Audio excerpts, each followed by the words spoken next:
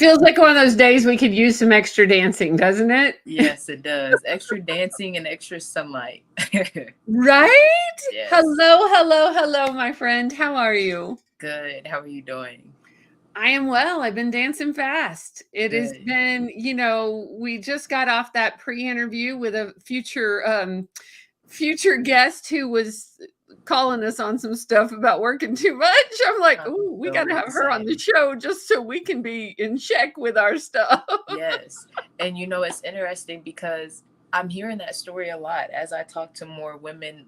It's about, and my passion on chronic illness, getting sick because we're doing too much. Getting Right? sick because we're doing too much. And so that's why I love our topics, how we talk about how to really do it in a healthy way for the different dimensions and everything that we have to do because there's a lot. Right. Yeah. And then oftentimes we can't do it all. So we have to pick and choose.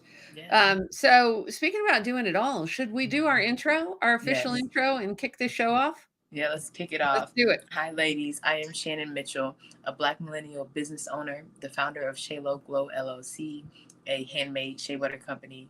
I am your advocate for natural self-care and practical business systems. Hey, y'all, I'm Christine Gotro, a white social justice advocate, an international speaker, coach, and published author who helps you upgrade your self and community care. Together, we are Women Connected in Wisdom, a podcast grounded in the 8 dimensions of wellness.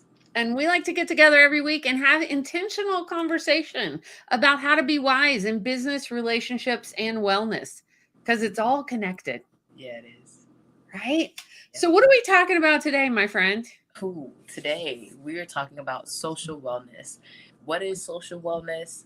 It is about nurturing ourselves, others, and our relationships. Social wellness consists of not only balancing our own physical, mental, emotional, and spiritual health, but also actively participating as an interdependent piece of the bigger puzzle of humankind. Woo! I love that we have that topic today. And I'm probably going to ask you to repeat that in a little bit because I want us to talk first before we bring our guest up about like how that interdependent piece, right? Yesterday was International Women's Day. Yes, it Whoop, was. whoop. I was on a board meeting last night and one of our board members said, I'm just mad about this. And I was like, what? Wait? Because she's this incredible published author and a feminist. And I was like, what? And she's like, they only gave us one day. Like, what the heck? And I was like, all right, I get that. And I think with the social wellness piece of the world opening back up, like, I've had more company in the past 2 weeks than I've had in 2 years. That's as things start to open up because people are starting to travel again and drop by, right? Yeah. And it's awesome on so many levels. And y'all, like, our schedules have shifted and changed. And how do we do, like, it's a little awkward. It's a little awkward to try to figure out how to do some things that we really knew how to do well 2 years ago.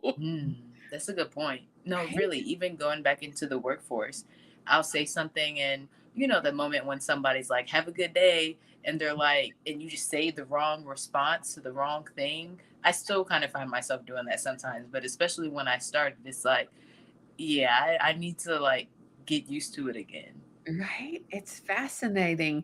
It's fascinating the things that are easy and the things that are hard. Like my sister and I were having this conversation because we're both we present very extroverted. She's much more extroverted than I am. I'm probably more of an ambivert and I need to go recharge and have my practices in place that we've talked about on the show before that keep me in balance and in health and wellness. But, she was like, I'm awkward and weird out there now. I can't imagine folks who weren't good at social interaction before the pandemic. And they may be better at it, honestly, because we've had so much Zoom and virtual. In some ways, that's easier for folks. Like we're talking about today, where we have an incredible guest who's a disability advocate.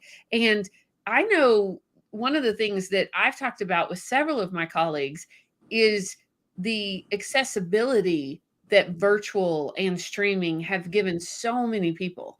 So I just have a curiosity around it. I'd love if you're listening, y'all, if you're listening live, give us a comment. Like, how are you doing out there? Is it awkward for you as the world opens back up, or have you got this? And if so, give us your best tip. on how you're doing it, because we love resources here at Women Connected in Wisdom. Let me know. So, my friend, what you reading? Ooh, right now, I thought about grabbing it. I should have grabbed it. Of course, I Love Me More, right, by Jenna Banks. It Launched just came out yesterday. Ooh, it's amazing. Hey, shout out to Jenna Banks. Yes, She was on last season. She launched it yesterday. I Love Me More. All right, what do you think? Give us the review. It's really good, and it's interesting. I'm glad that I talked to her. I'm glad she was on the show, because I feel like, I don't know if I would have skipped over the story where she was at dinner with her friend, right? Telling her why she was going to break up with this guy that she loved and cared about so much, and said, I love me more. And her friend didn't get it. It reminds me of my personal story with Shaylo Glow. And I thought that I was going to be out here trying to convince people to put something on their skin after the shower. And it's really, we're not taking care of ourselves at all. And why is that? So I love it. Hello. Product placement. Every time you say Shaylo Glow, you've got me trained. I have to get it out and put some on, because it is honestly the best. And y'all, if you haven't tried Shaylo Glow and the Shea Butter, especially right now as the weather's getting colder again. And or I love it. I said this last year. I garden, and I was out in my yard this weekend. I was planting some walking blue irises that a neighbor shared with me. And I came back in after gardening, and yes, I had gloves on and everything. And my hands were so dry. I immediately washed them and went and got my shea butter. So I just have to give you gratitude and thanks for an incredible product, because it keeps me healthy. Hello. So. And when I think about it, I think about one of my investors, Heather. She told me, she's a nurse, and she says she uses it multiple times a day. And at first I didn't like that. I said, I don't want, I want it to last as long as possible, because it lasts a long time. But of course, your clothes take away moisture, right? Your gloves might, if you're gardening, take away moisture. But when I think about Jenna Banks' book and Loving Me More, and what it takes to take care of yourself, sometimes it's not what you want it to be. It's your body needs moisture multiple times a day, just like water. So it is what it is, but I'm glad to have a product that has helped so many people. And of course, I use it. I know you're not supposed to. I was watching this movie and they talked about not getting high on your own supply, but shea butter, that is not the case. Okay. I use it religiously. So I love it. Right. Well, I also love, because it's the integrity of it too, right? You're not going to put anything on your skin or on your body that is not healthy for you, and you wouldn't do the same with your customers. So I love that. So I love that a lot. All right, let's talk. Give a shout out to that definition one more time, and then let's bring our guest up here and start this conversation. Okay, let's do it. So social wellness is about nurturing ourselves, others, and our relationship. Social wellness consists of not only balancing our own physical, mental, emotional, and spiritual health, but also actively participating as an interdependent piece of the bigger puzzle of humankind. Oh, I love that. I'm excited to have this conversation. So, y'all, our next guest, Jennifer Howell, we found each other on LinkedIn. And so we're streaming live on LinkedIn right now. Just know the power of LinkedIn and meeting incredible people.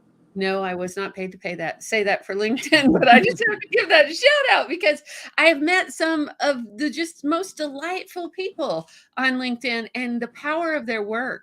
So Jennifer, I'm going to pull this up here so I make sure I say it all correctly.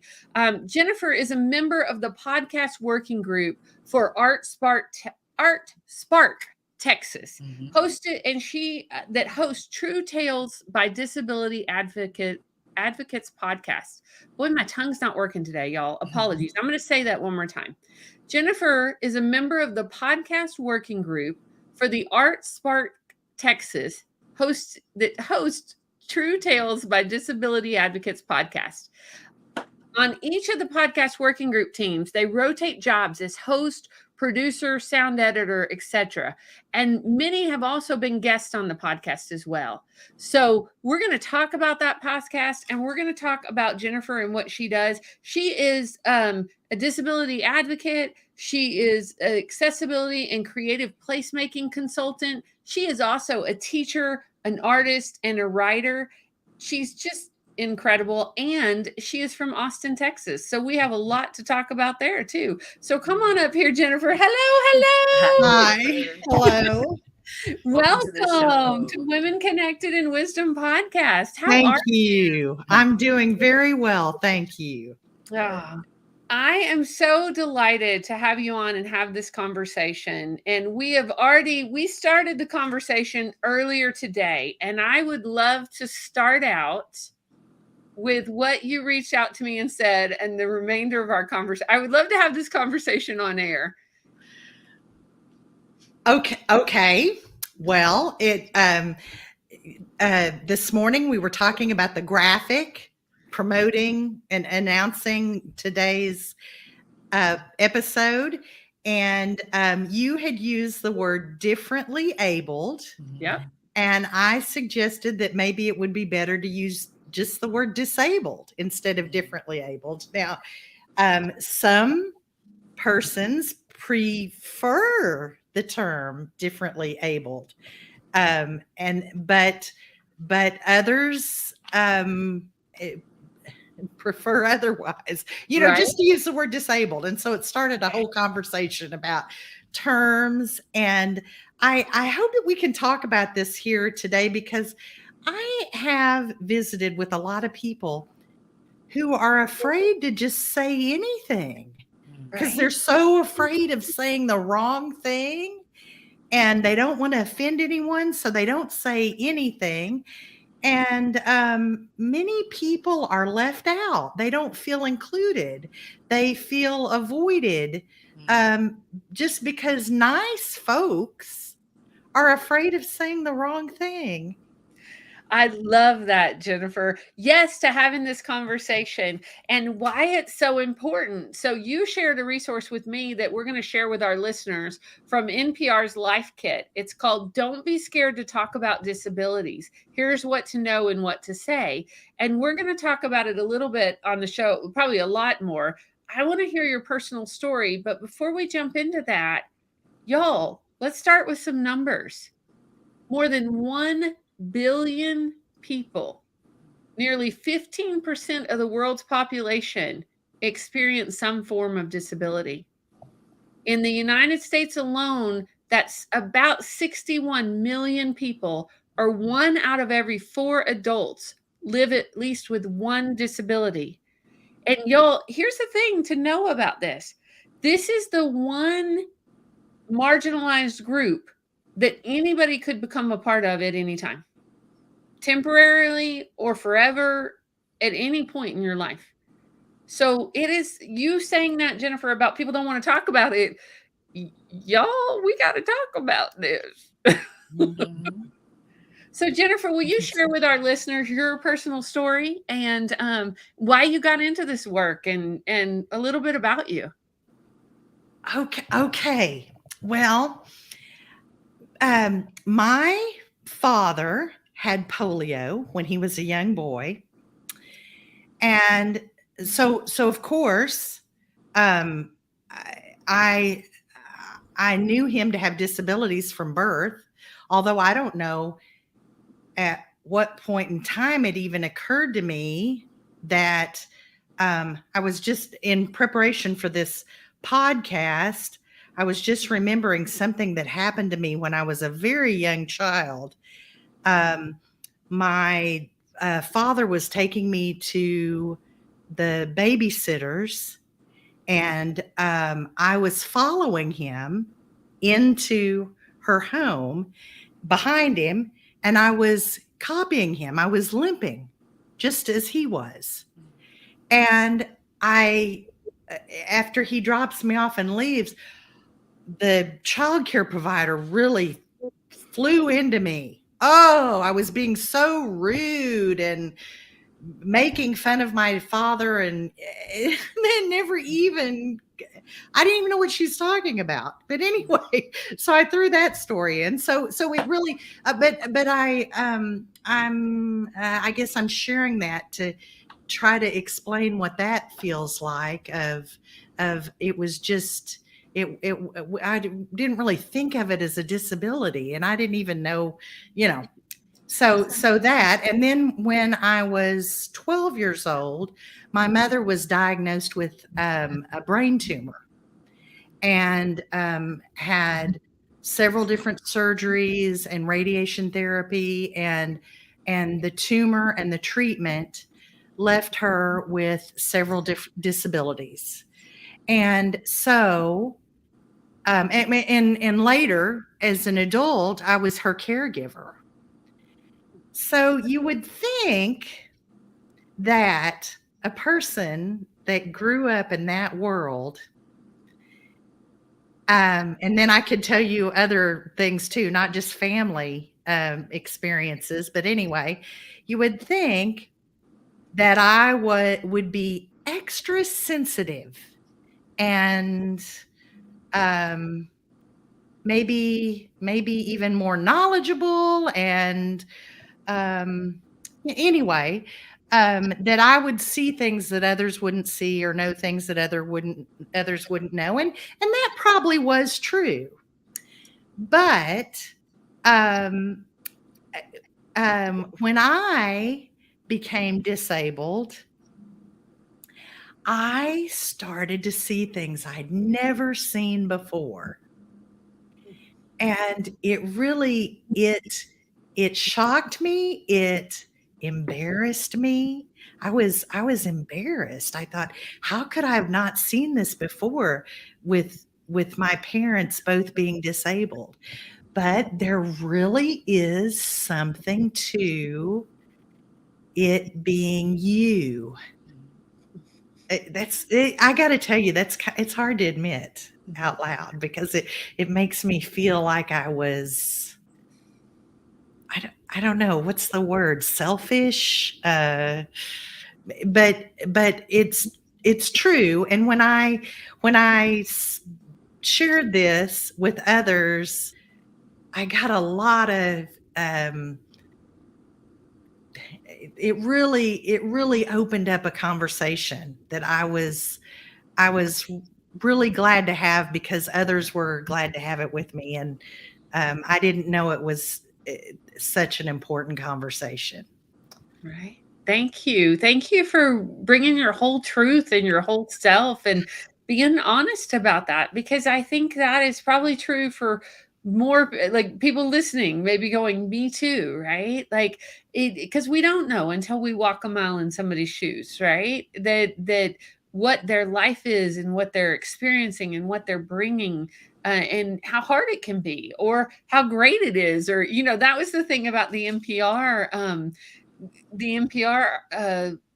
podcast, or I don't know if it's an episode or show or what they called it, but Emily was talking about in her conversation about, it's just her life.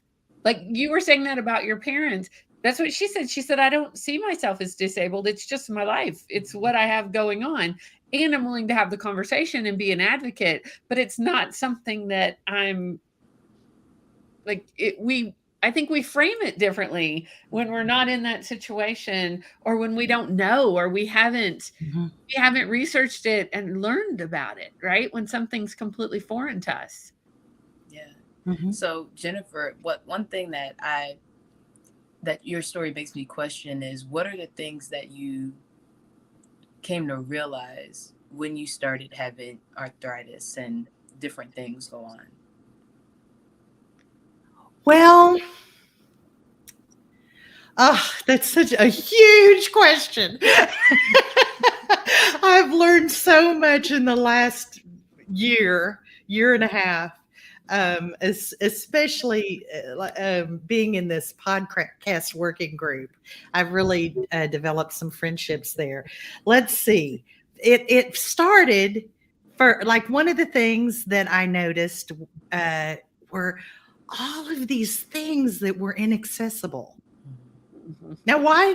I mean, surely I must have noticed that before with my parents, but I don't really know how to explain it. It was just like I was so aware. I was so much more aware. I was noticing things that I hadn't noticed before. And you notice, wow, you can't get in this building at all unless you climb the stairs.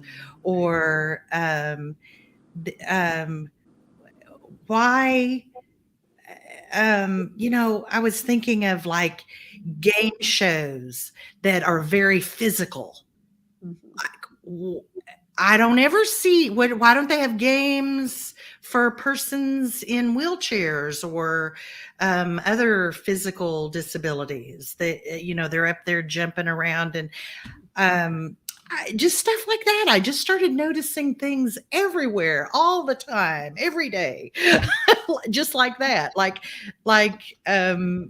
All kinds of events and places that leave a huge portion of the population out.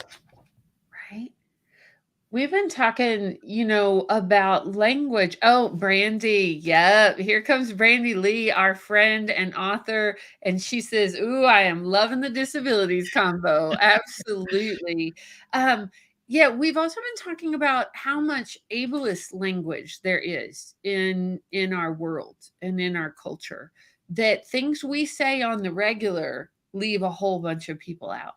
You know, Yeah. really, that if we're not intentional around it, if we really haven't had the experience or have friends or loved ones and really opened our eyes about it, that we're probably most of us walking around using ableist language and doing things that could be causing harm that we're not even aware of. Mm-hmm. You know? So when you talk about that language, Christine, what do you mean? Because I know we started with um, differently abled and disabled, right? Like the terms. I've been saying differently abled since I found out about it to make sure I'm inclusive and sensitive and aware that somebody might see it as a derogatory category that people might put them in. But if it's preferred to say disabled and let that person correct you, no problem, right? So, Christine, what verbiage do you see? Well, when we're talking about ableist language, so a good thing like comes in when I teach interplay, because interplay is very physical and it's head to toe, right?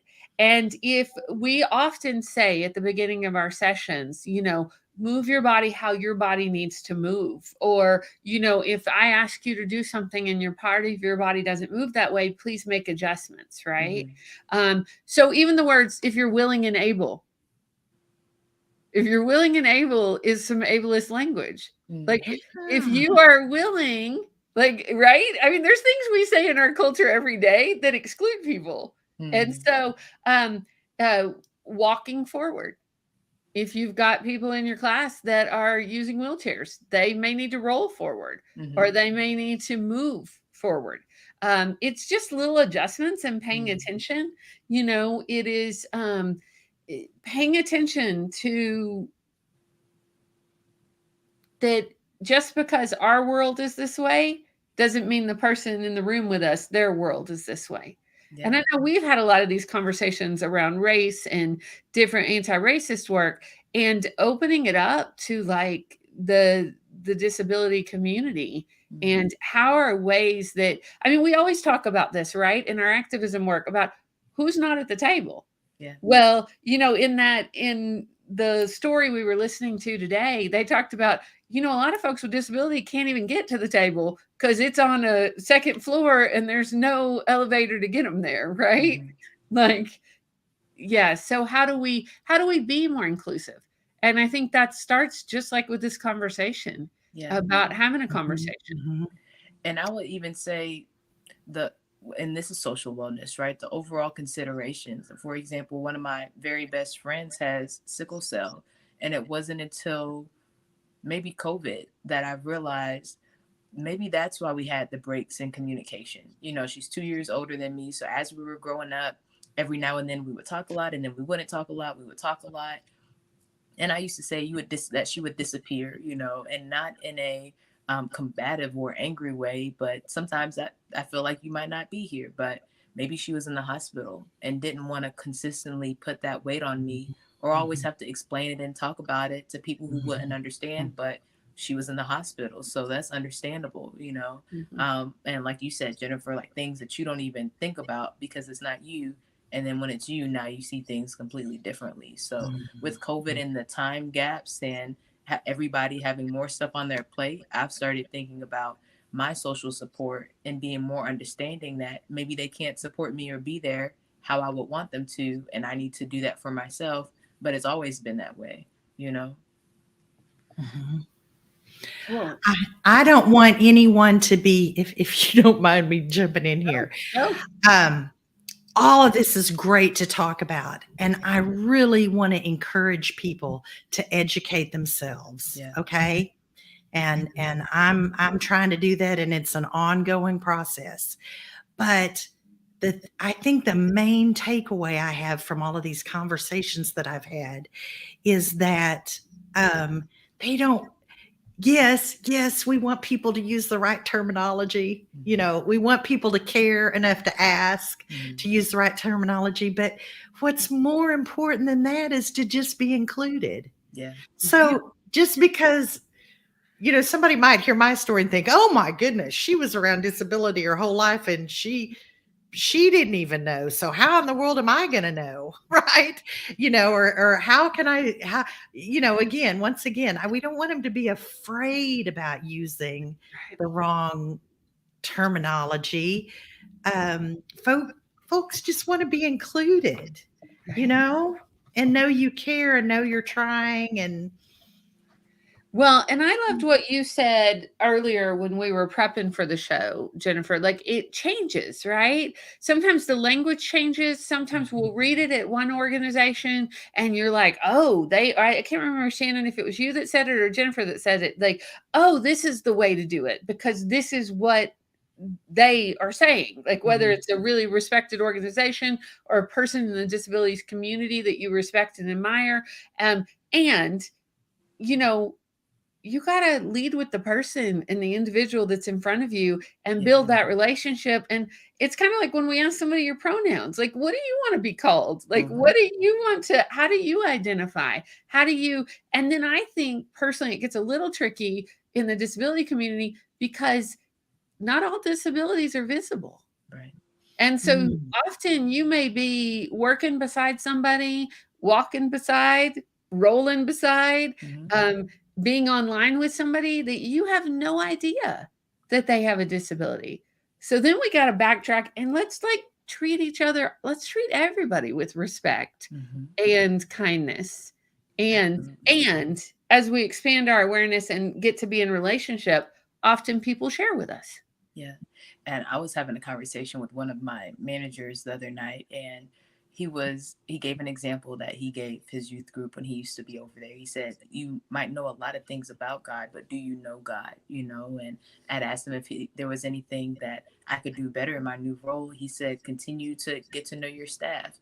And I think I do a great job at asking questions and first impressions, all those things are great, right? But what about really knowing this person?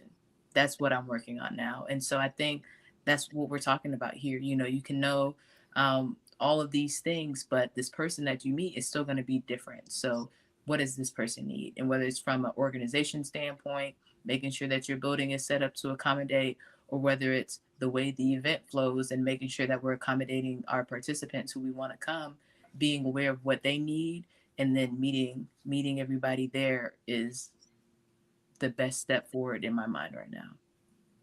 Right? Yeah.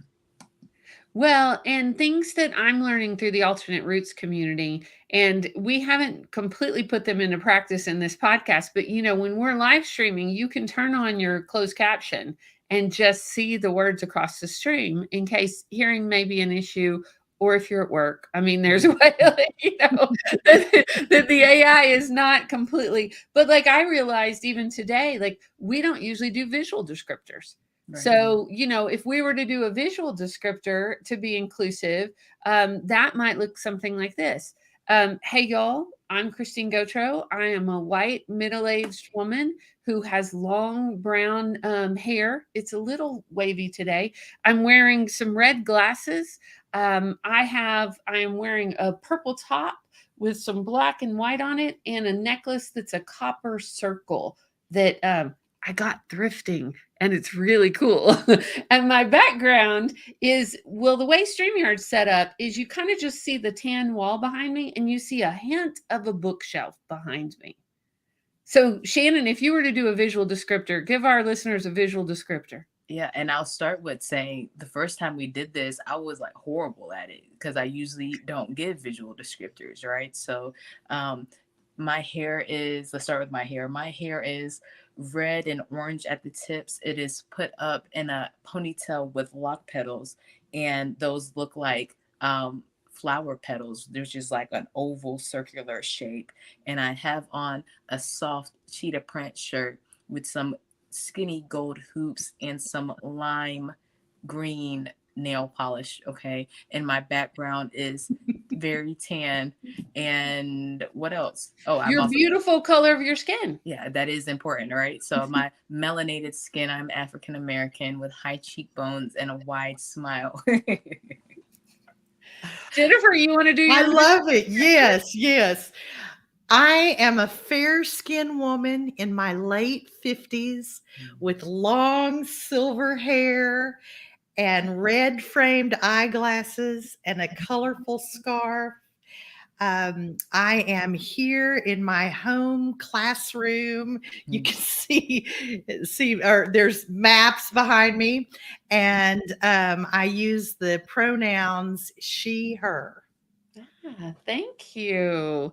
Yeah. I mean, this is the thing about this, y'all. If you don't know how to do it, you got to practice and start doing it. And I was on an accessibility call with Alternate Routes before I got on here. And I have a colleague named Corey, and they have a show called Me and My Blind Guy. Corey has a sight disability and he is blind. And so he is a jokester. And so when he gets on and does his visual descriptor, like today he got on and he says, I'm a white male, and he is a dark African American male. But he uses his sense of humor and he's like, no, y'all, I'm waiting for somebody to correct me because but we practice together. We practice and when a skill is, well, let me back up. We're not good at things when we first start. Like, y'all, it's okay to not be good at something. It's okay to be awkward at it. It's okay to have to learn. I think that's part of our culture. We think, oh, they get it. They know how to do it. Well, yeah, because they've practiced, right? They've practiced. They've said the words, whether you practice in the mirror, whether you talk with friends, whether you have these conversations.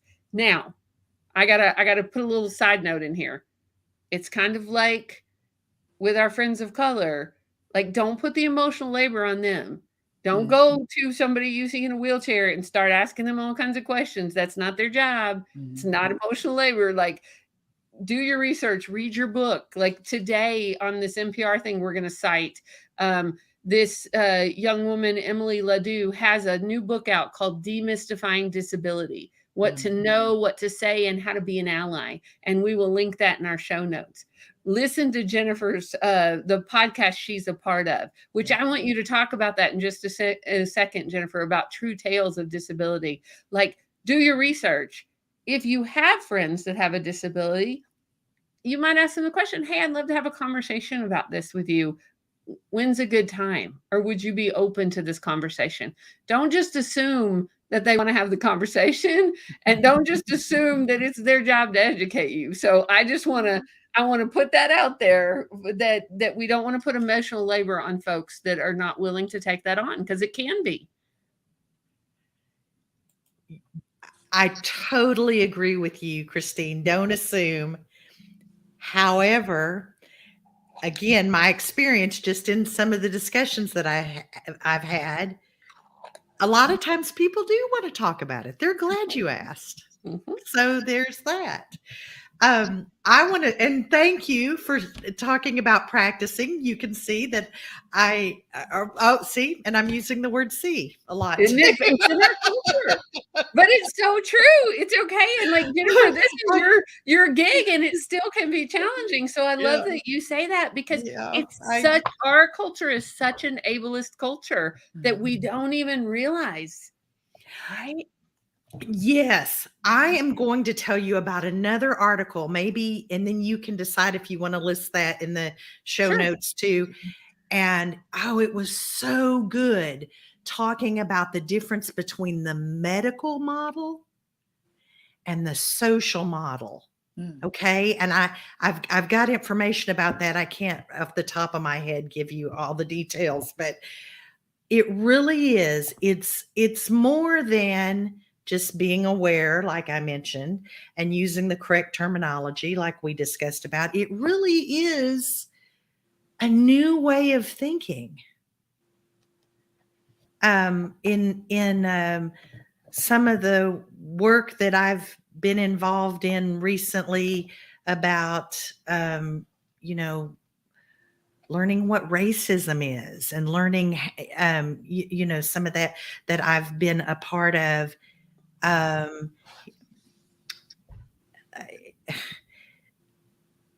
Again, things that I never saw before, like, or things I never understood or was aware of. Like, I don't know. Maybe you can speak on that a little bit. I'm kind of getting onto another subject, but it's similar in that.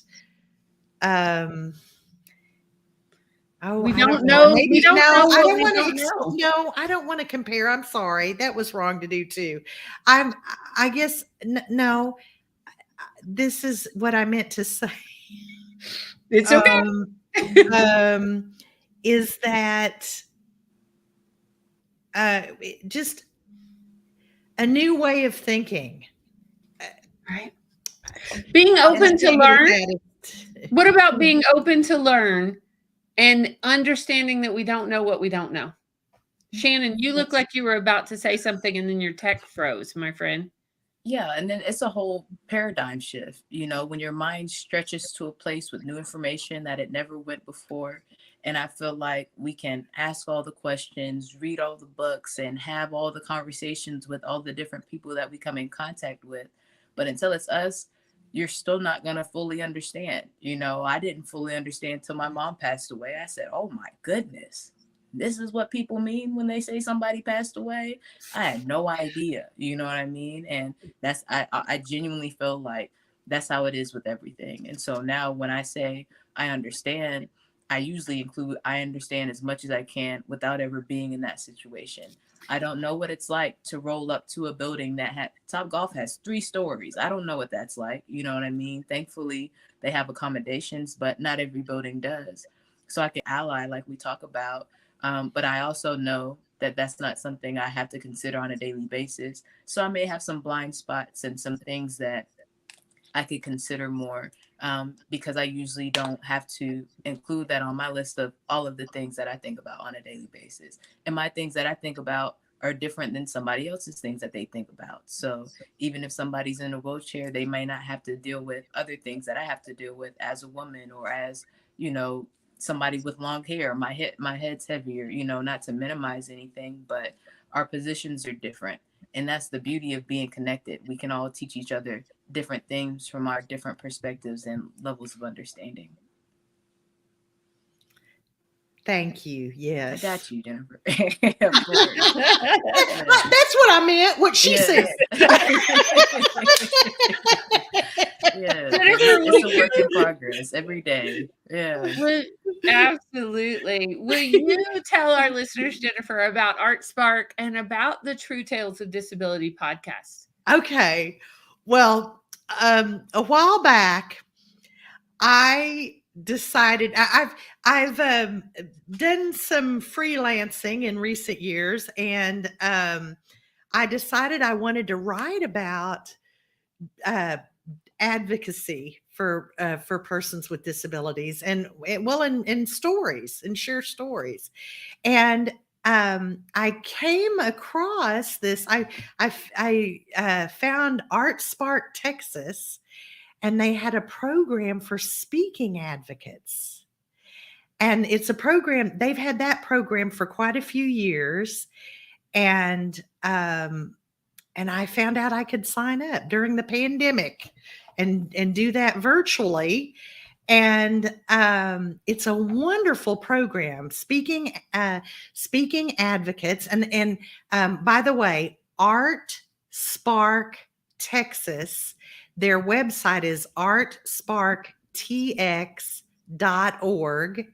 They have all kinds of wonderful programs and services and events, and this is just one of many. But I joined the Speaking Advocates group and went through the training and the graduation, and learned that was yet one more way that I could communicate, share stories, advocate, would be public speaking. And then graduates of the Speaking Advocacy program were invited to be in their first ever podcast class. That's how I ended up there. The podcast class became a podcast working group because we actually developed, created the True Tales by Disability Advocates podcast. Now, here for the first season or two, I don't know, but here at the beginning of the podcast, the guests are all graduates from the Speaking Advocates program. And the working group is two teams that, as you mentioned earlier, we take turns being host and guest and sound editor and producer and all of that. And it's been a really incredible experience for me. Not the least of which really was learning about how to make a podcast. Honestly, of course, I'm glad that I'm learning that, but the real education is what I have learned from my new friends. I love that. I love that you're speaking to that, Jennifer, because we've had that conversation on the show several times, how when you get involved in community, when you get involved in activism, like often you're like, oh, I don't have time for that, or oh, I don't know what I'm doing, or oh, that's dangerous, depending on what you're doing. And what I have found in the years of activism I've done is community and friendships and so much depth of knowledge that I would have never been exposed to in any other way. And so, it is one of those things. Yes, get involved. Like if you have a passion for something, if you are affected by something, if you are, because that's the other thing about activism in my own experience is it helps you not to feel helpless. Like you're out there, Jennifer, speaking and talking to it and making a difference. And, it's awesome. Thank you for what you're doing. Thank you. Yeah. Shannon, you have any last questions? Because I am paying attention to the time and we've got a little bit before we wrap, but. So I think I do have a question, and there might be two. So we talked about your dad's polio, right? We talked about your mom and her diagnosis when you were 12. When we talk about wellness and balancing things, and balance is questionable, right? But we'll use it for lack of a better word. Balancing things with your self-care. How did you do that with family members with disabilities?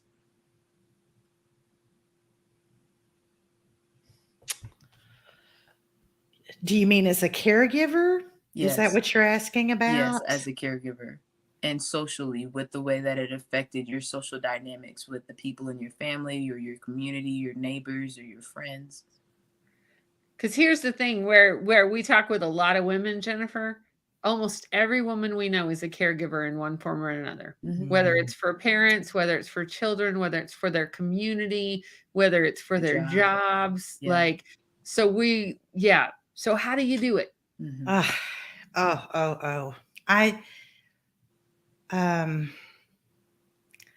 I was, well, you asked here. I was 29 years old, and I was the oldest child in my family. My parents were divorced, and I was 29 years old when the doctor said, the doctor called us all in and said, your mother is, you need to start looking for a nursing home. And that and that, they didn't know how long she would have to live. They really just didn't have they didn't have any idea how long that she would live, but they knew that she was going to continue to have small strokes. It was from the radiation therapy, and that she would just become more and more disabled over time. And honestly, at the age of 29, I just look back, such a, just babies. My brother's younger than me. We had no idea. Nursing home. We couldn't imagine, and we didn't know anything. We didn't know anything about financially. So I don't know. I don't even know if I knew what self-care was then, really. So it's kind of hard to answer your question. Yeah. I won't go into that anymore, except for to just say, I'm just, that time that I spent with my mom, it's so precious to me. It was very, very difficult in every way. But it's so precious that I had that time with her at the end of her life, which ended up being, let me see, she came to live with me in the early 90s. It was almost 10 years, and most of that 10 years she lived with me, lived with my brothers for a little while. Did spend some time in a nursing home. I'm sorry, I didn't really answer your question, did I? That's okay. Let's do it this way, Jennifer. Looking back, if you could say to your younger self, now with your wisdom and what you know, what would be one self-care tip or one thing you would say to your younger self in the midst of caregiving? Okay, I'm going to just answer the first thing that came to my mind, okay, when you asked that. And that is, follow your heart. Because I had a lot of people telling me, you need to do this, you should do that, you can't do that, you shouldn't do that, you need to do this. And I just follow your heart. I mean, that was a time we had to make some really difficult decisions. And I mean, I appreciate everyone caring and offering advice, but ultimately you have to do what's right for you and your family. Right. Or what you think is at the time. In your play, you talk about inner authority and body wisdom. And that's what it sounds like you're talking about there, Jennifer. Checking in with your heart and your values and following your inner authority is what you know to be best for yourself and your family members. Yeah. And I think it's also a natural place where you were. I have friends right now that are going through stuff, and that's where I have no idea what to do.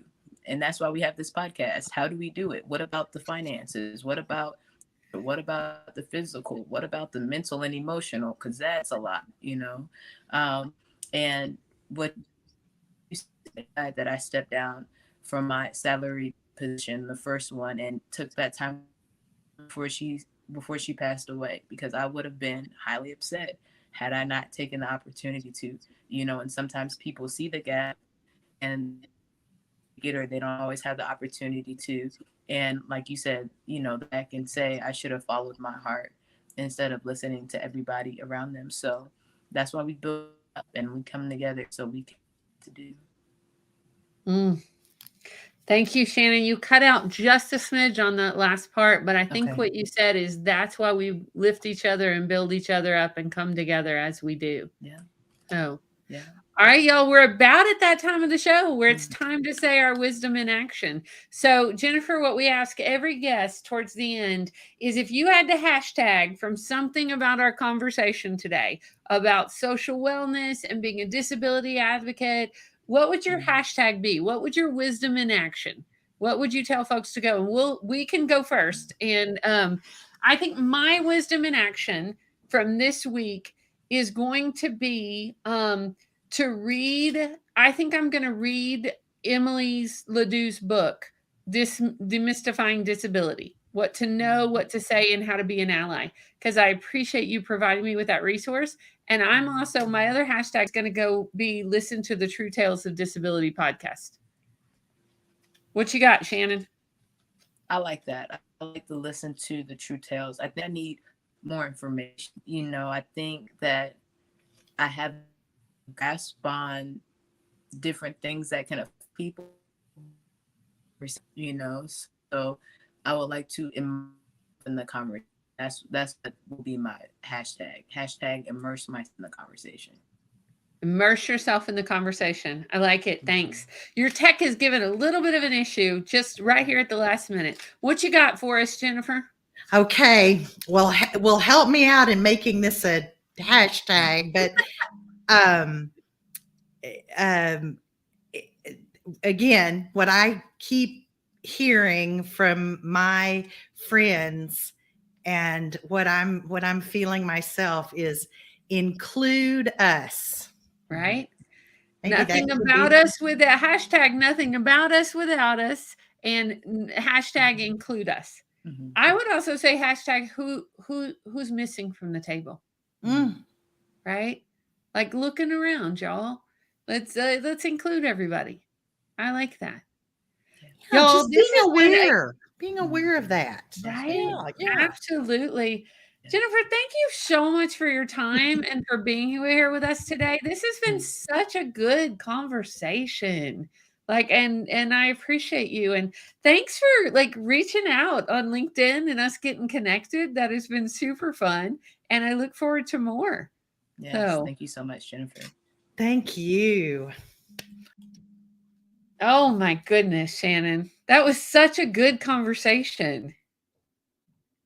Oh, I think you're paused, my friend. I don't know if it's my tech issues or your tech issues. Are you with us? I don't know. Yes. Can you hear me? Yes, barely. So we probably ought to wrap this sooner than later because we were doing great and everybody must have come home on this rainy day in Atlanta and started using the internet. So grateful, as always, to be in conversation with you and to just keep figuring this out, right? That we don't have to do this by ourselves, y'all. No. And we will see you ladies week at 5. And then be well, be wise. We'll see you soon. That's right. Be well, be wise, and be whole, y'all. See you soon.